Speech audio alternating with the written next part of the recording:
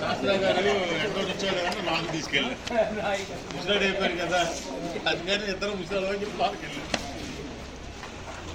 ముసలాడు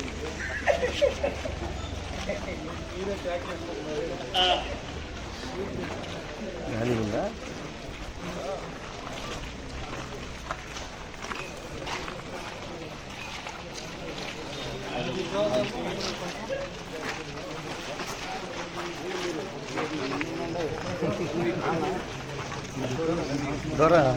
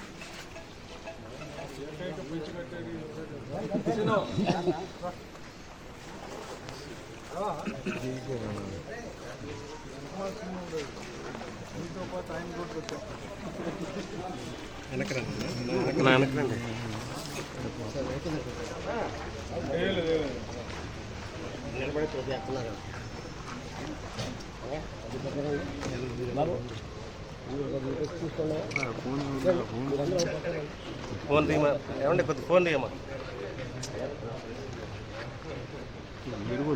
వర్ధిల్లాలి వైఎస్ఆర్ కాంగ్రెస్ పార్టీ వర్ధిల్లాలి వైఎస్ఆర్ కాంగ్రెస్ పార్టీ వర్ధిల్లాలి జగన్మోహన్ రెడ్డి నాయకత్వం వర్ధిల్లాలి జగన్మోహన్ రెడ్డి నాయకత్వం జై జగన్ జై జగన్ జై జగన్ జై జగన్ జై జై జగన్ జై జై జగన్ శివన్న లోకల్ శివన్న లోకల్ వర్ధిల్లాలి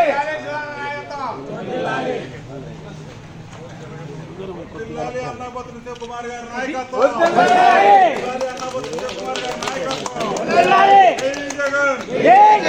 వైఎస్ఆర్ కాంగ్రెస్ పార్టీ వర్ధిల్లాలి వైఎస్ఆర్ కాంగ్రెస్ పార్టీ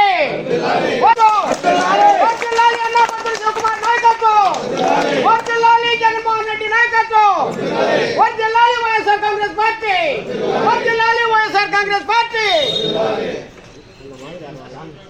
జై జగన్ జై జగన్ జై జగన్ జై జగన్ జై జగన్ జై జగన్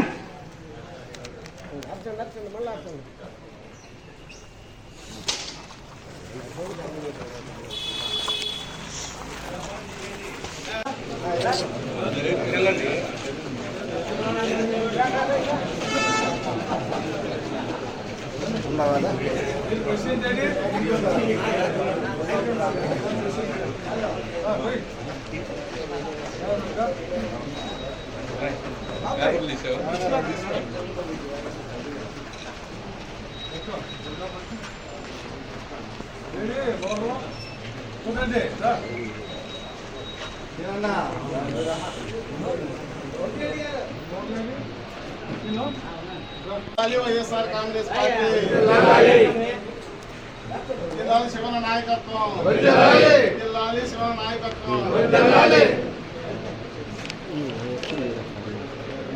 వర్ధిల్లాలి వైఎస్ఆర్ కాంగ్రెస్ పార్టీ వర్ధిల్లాలి వైఎస్ఆర్ కాంగ్రెస్ పార్టీ వర్ధిల్లాలి అన్నపతి కుమార్ గారి నాయకత్వం వర్ధిల్లాలి శివన్న నాయకత్వం వర్ధిల్లాలి శివన్న నాయకత్వం వర్ధిల్లాలి వైఎస్ఆర్ కాంగ్రెస్ పార్టీ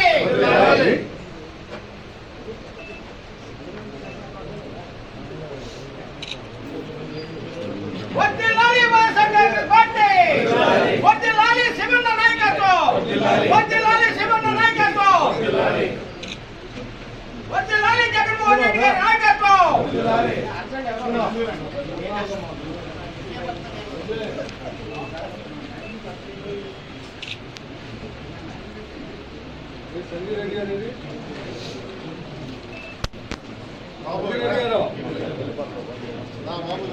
కాంగ్రెస్ పార్టీ ఆఫీసులో మాజీ శాసనసభ్యులు అన్నపతి శివకుమార్ ఆధ్వర్యంలో ఈరోజు పార్టీ జెండాను ఎగరేసి కేక్ కట్ చేయడం జరిగింది.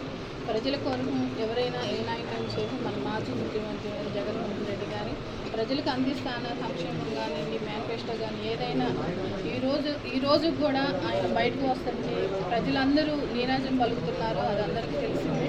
ప్రజల కొరకు ఏదైనా ఉందంటే మన జగన్మోహన్ రెడ్డి గారు.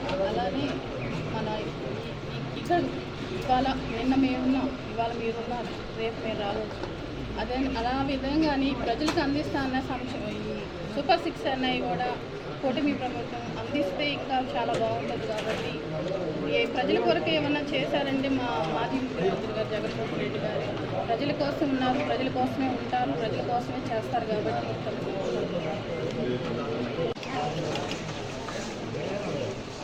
ఆంధ్ర రాష్ట్ర చరిత్రలో వైఎస్ఆర్ పార్టీ ఆయుధం ఒక చరిత్ర. ఎందుకంటే సహజంగా మన భారతదేశంలో రాజకీయ వ్యవస్థ, రాజకీయ పార్టీలు, ఆ రాజకీయ పార్టీలు ఏర్పడే సిద్ధాంతాలు, ఆ రాజకీయ పార్టీ అధికారంలోకి వస్తే ప్రజలకి ఏమి చేస్తాం అనే దాని మీద మన భారతదేశంలో అనేక రాజకీయ పార్టీలు, కానీ చాలా పార్టీలు ప్రజలకు ఇచ్చిన వాగ్దానాల్ని అధికారంలోకి వచ్చినాక నెరవేర్చిన పార్టీలు ఉంది, అసలు ప్రజల అధికారం ఇవ్వని పార్టీలు ఉంది. అలాగే చాలా రాజకీయ పార్టీలు ఎలక్షన్స్ టైంలో అనేక పార్టీలతో కలిసి కూటములుగా ఏర్పడి తమ మనుగడని కాపాడుకుంటారు. కానీ the one and only Jaganmohan Reddy గారి నాయకత్వంలోనే వైఎస్ఆర్ పార్టీ ఏర్పడి 15 సంవత్సరాలు ఈ రోజుకు పూర్తి చేసుకొని ఈ దేశ చరిత్రలో ఒక పార్టీ పెట్టి ఆ పార్టీ ఎలక్షన్స్లో ఓడిపోయినా మరి ఎలక్షన్లో 151 సీట్లని గెలిచి ఈరోజు మళ్ళీ ఓడిపోయిన ప్రజల పక్షాన పార్టీ అధ్యక్షుడు జగన్మోహన్ రెడ్డి గారి నాయకత్వంలో ప్రజల కోసం నిలబడిన పార్టీ వైఎస్ఆర్. ప్రధానంగా ఇక్కడ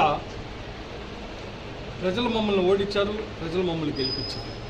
కానీ ఈ రెండింటి మధ్య తేడా, ఈ దేశంలో ఏ పార్టీకి లేని తేడా వైఎస్ఆర్ పార్టీకి ఉంది.